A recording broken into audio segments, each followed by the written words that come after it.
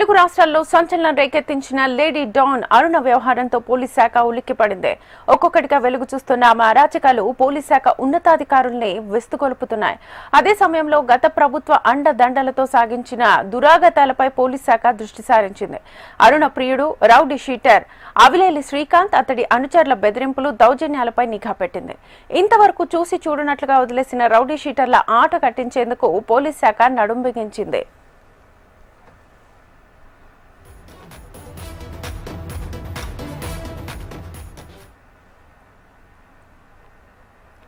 హంతకుడిగా rowdy షీటర్గా ఆరోపణలు ఎదుర్కొంటున్న Srikanth payroll వ్యవహారంలో వెలుగు చూసిన నిడిగుంట అరుణ వ్యవహారంపై ఇప్పుడు రాష్ట్ర ప్రభుత్వం ప్రధానంగా దృష్టి సారించింది. ప్రియుడి పెరోల్ కోసం ఎంపీలు, ఎమ్మెల్యేల సంతకాలు తీసుకురావడం, ప్రభుత్వంలోని కొందరు ఉన్నతాధికారుల సహకారాలు అందించడం, ఈ వ్యవహారాన్ని రాష్ట్ర ప్రభుత్వం సీరియస్ గా తీసుకుంది. అరుణను అరెస్ట్ చేయడం, ఒంగోలు జైలుకు తరలించడం వంటి పరిణామాలు శరవేగంగా జరిగిపోయాయి.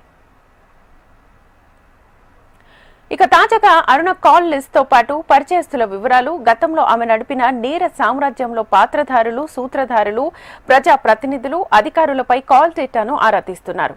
అరుణతో పరిచయం కలిగిన వారందరూ తీవ్ర ఆందోళన చెందుతున్నారు. ఇంతకీ అరుణతో ఉన్న పరిచయస్తులు ఎవరు? వ్యవహారంలో మొత్తం కథ నడిపిన పాత్రధారులు, సూత్రధారులు ఎవరు?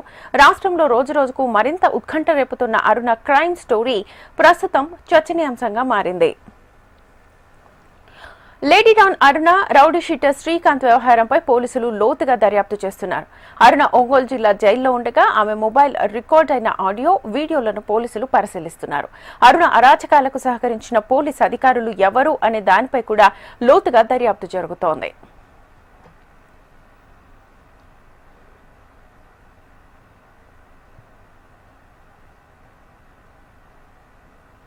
ఇక యావజ్జీవ శిక్ష అనుభవిస్తున్న రౌడీ షీటర్ శ్రీకాంత్ పెరోల్ రద్దు తర్వాత జరిగిన పరిణామాలతో శ్రీకాంత్ ప్రియురాలు అరుణ వెలుగులోకి వచ్చారు. తాజాగా ఓ బిల్డర్ను బెదిరించిన కేసులో ఇప్పుడు ఊచలు లెక్కిస్తున్నారు.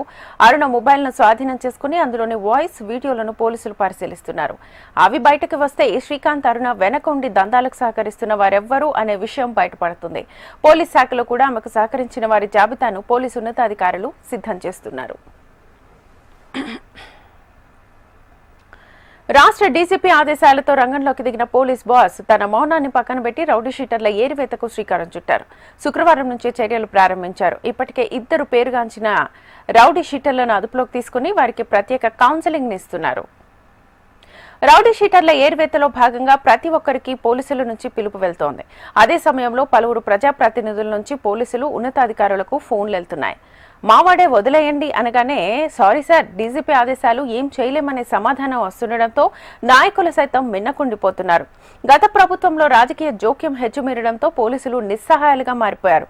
ఈసారి మాత్రం వారికి అవకాశం ఇవ్వకుండా ముందుకెళ్తున్నారు. ఇక స్టేషన్ల వారీగా టాప్ 10 లో ఉన్న షీటర్స్ ని గుర్తిస్తున్నారు. పాత కేసుల్లో పాత్ర ఉన్న వారిని, వారం వారం కౌన్సిలింగ్ కు గైర్హాజరైన వారిని ఎంపిక చేస్తున్నారు. దీంతో పాటు పాత కేసులు, ఎఫ్ఐఆర్లు, ఫిర్యాదులు బయటకు తీస్తున్నారు. గతంలో ఫిర్యాదులు తీసుకుని బాధితులను సైతం స్టేషన్స్ కి పిలిపిస్తున్నారు. వారి నుంచి మళ్లీ ఫిర్యాదులు తీసుకుని రౌడీ షీటర్స్ పై ఉక్కుపాదం మోపాలని నిర్ణయించారు. గతంలో ప్రతి వారం స్టేషన్ల వారీగా కౌన్సిలింగ్ జరిగేది. రౌడీ షీటర్లు దానికి అరకొరగానే వచ్చేవారు. మిగిలిన వారు రాజకీయ నాయకుల నుంచి ఫోన్లు చేయించేవారు. ప్రస్తుతం ఎవరు ఫోన్ చేసినా డీజీపీ ఆదేశాలంటూ పోలీసులు తమ పని కానిచ్చేస్తున్నారు. మొత్తంగా నేర చరిత్ర ఉన్న వారందరినీ జైలుకు పంపించేందుకు సిద్ధమవుతున్నారు.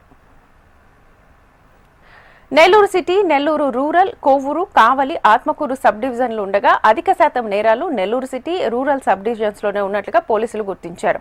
ఈ రెండింటిలోనే 516 మందిపై రౌడీ షీట్స్ ఉన్నాయి. నేరాల్లో పాలు పంచుకుంటున్న వారిని జైలుకు తరలించేందుకు సిద్ధమవుతున్నారు. అంతా ఒక్కచోట చేరితే శాంతి భద్రతలకు విఘాతం కలిగించే ప్రమాదం ఉండడంతో ఇప్పటికే జిల్లా జైల్లో ఉన్న శ్రీకాంత్ ను శుక్రవారం కట్టుదిట్టమైన భద్రతతో విశాఖపట్నం జైలుకు తరలించారు. శ్రీకాంత్ అనుచర గణంతో పాటు స్టేషన్ల వారీగా ఉన్న షీటర్స్ ని గుర్తిస్తున్నారు. ఎవరెవరు ఎలా ఉన్నారు, క్రియాశీలకంగా ఉన్నది ఎవరు, వారు ఆర్థిక వనరులు ఎలా సమకూర్చుకున్నారు, ఎవరెవరితో సంప్రదింపులు జరుపుతున్నారు, ఇలా ప్రతి దానిపై పకడ్బందీగా ఆరా తీస్తున్నారు.